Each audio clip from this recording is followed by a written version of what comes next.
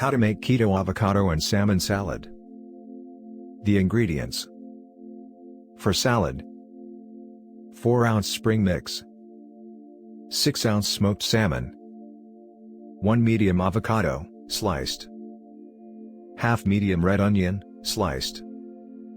For salad dressing: 2 tablespoon white wine vinegar, 2 tablespoon olive oil, 1 teaspoon Dijon mustard, 1 teaspoon powdered erythritol, half teaspoon lemon juice, salt and pepper to taste. The preparation: 1. Measure out and prepare all the ingredients. 2. Put all the ingredients for the salad dressing in a food processor and pulse until smooth. Alternatively, add the ingredients to an empty jar and shake together until emulsified. 3. In a large bowl, toss the spring mix with the salad dressing. 4.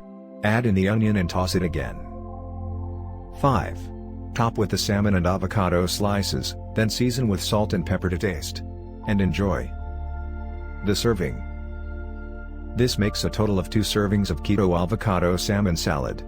Each serving comes out to be 399 calories, 31.4 grams fat, 5.6 grams net carbs, and 19 grams protein.